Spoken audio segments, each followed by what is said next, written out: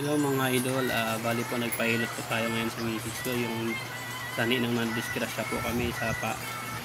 Kaya isa pa ako. Kaya ngayon mga idol, medyo masakit yung pa ako. Kaya pinapahilot ko sa misis ko. Kaya nilot ko ni misis. Kaya mga idol, pakisuportahan ko yung YouTube channel ko po. Mga idol, marami pong salamat sa panonood at paki-subscribe na rin po sa at pakipindot na rin po ang notification bell para po updated po sa aking video.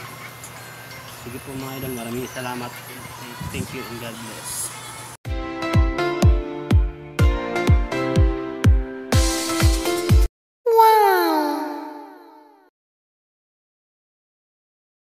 Hello guys, ito nga pala yung na-disgrasya ko.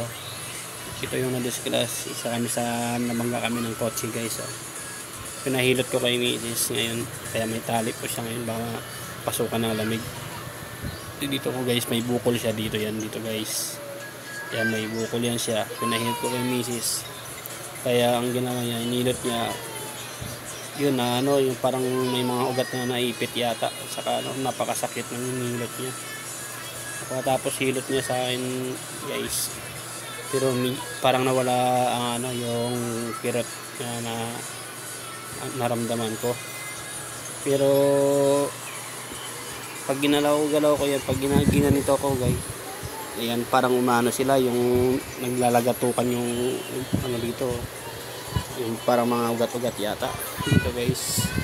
Pero ngayon ang nagagalaw ko parang nawala guys. Saka ito naman guys yung ko yung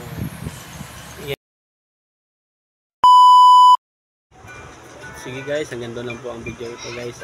Bali po i-update ko na po kayo ulit guys. Maraming salamat po sa panonood guys, at thank you po sa inyo and God bless.